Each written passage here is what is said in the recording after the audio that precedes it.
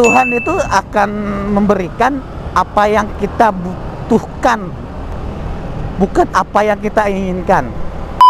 Karena pernikahan itu menurut gua ibarat bahtera ya, ibarat kapal. Pernikahan itu kapal dan kehidupan di dunia ini laut. Hanya ada dua tujuan di dalam pernikahan. I don't ever slow up, no I don't take shit. I got no love for the fakeness. If you wanna play tough and wanna hate this, I'll always show up. Bismillahirrahmanirrahim.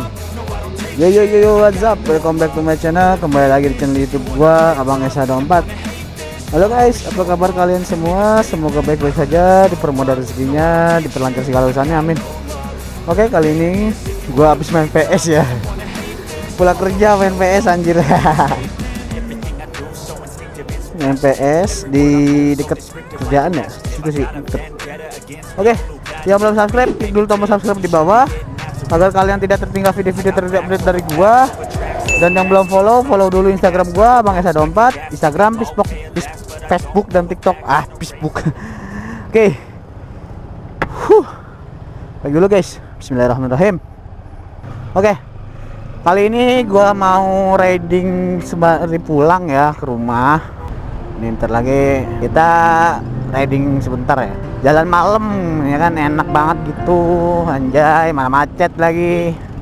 Mana hari ini hari kejepit ya kan. Hari ini kan libur nih, perkantoran ya kan. Tambah besok tuh hari kejepit, Sabtu biasanya pada libur. Oh, macet banget sini cok. Oke, alright. Kita konten lagi guys. Kembali lagi bersama gua Bang Esa ya kan, sepaling anjay. Ya, gua lagi banyak kerjaan, tambah kerjaan gua juga. Aduh, di sini tuh susah liburnya guys. Jadi mohon maklumi guys, karena nggak bisa ngomong lebih guys, karena menurut gua mau gimana lagi, gua juga kan bukan yang bisa menghasilkan uang sebanyak itu ya kan. Tambah kehidupan di Tangerang kan lebih banyak gitu pengeluarannya. Kalau gua nggak sampingan kayak gini ya dari mana gitu. Nah maksud gua, tapi alhamdulillahnya alhamdulillahirrahmanirrahim. Tapi alhamdulillahnya guys, di Facebook Pro gua, Meta gua, alhamdulillah sudah bisa akses monetisasi ya kan kemarin. Alhamdulillah banget gitu. Terima kasih untuk kalian yang sering nonton konten-konten gua gitu, yang unfaedah menurut orang ya kan. Makasih banyak ya. Unfaedah juga ya buat tonton cemilan kalian ya kan, sambil nyemil ya, nonton YouTube gua ya kan. Alhamdulillah. Loh, gatel amat hidung ini. Bang, kata-kata dong hari ini. Anjay, kata-kata nggak perlu kata-kata guys, pembuktian kita itu anjay. Teman-teman lu udah pada merit guys. Gue mau nanya ke lu ya, di umur lu yang sekarang gitu, gue mau curhat juga lah ke lu lah, karena lu itu audiens gue juga kan. Gue mau curhat kalian, gimana perasaan kalian ketika melihat teman-teman kalian sudah pada berkeluarga dan kalian masih gitu-gitu aja. Bukan, itu udah ada di posisi gua guys. Bukan karena gua iri atau gua kayak benci, bukan. Tapi gua lebih respect. Wow gitu, teman-teman gua udah pada merit gitu, gua begini aja anjir. Ayolah bangkit, jangan terpuruk, jangan karena omongan orang. Kan ada ya tuh lah yang ngomong tuh, si A udah merit, si B udah punya anak, si C udah punya rumah, si D udah punya mobil, kredit mobil. Masa lu gitu-gitu aja? Ada itu yang ngomong ya kan, misalnya. Ya kita jangan terpuruk dengan omong-omong seperti itu guys. Karena menurut gua yang menjalani kehidupan itu bukan mereka yang membicarakan yang tidak pasti. Karena yang menjalani kehidupan itu kalian, kita dan saya dan gua gitu. Karena gak orang-orang yang menurut gua cuman bisa membandingkan, menurut gua itu membandingkan hal-hal yang menurut gua nggak wajar gitu.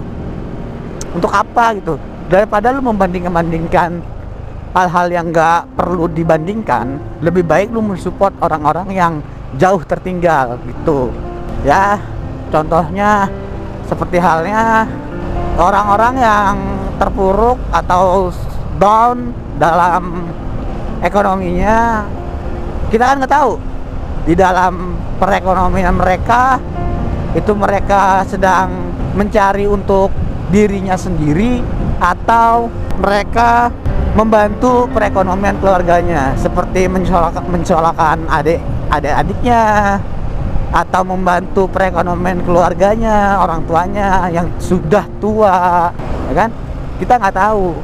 Jadi jangan membandingkan kapasitas orang dengan kapasitas orang lain, dan jangan pernah tanam di diri lu pemikiran kok beda gitu lu sama orang. Jangan, karena orang itu mempunyai kapasitasnya masing-masing.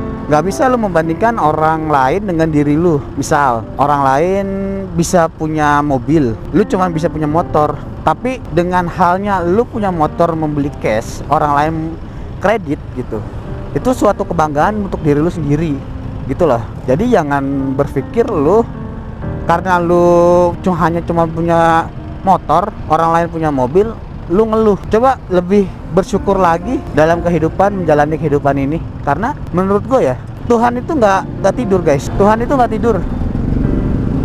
Tuhan tahu mana porsi kita, mana untuk kita, dan mana untuk orang. Rezeki itu nggak akan salah arah. Rezeki itu akan datang dengan porsinya masing-masing menurut gue. Karena yang gue tahu, Tuhan itu akan memberikan apa yang kita butuhkan, bukan apa yang kita inginkan.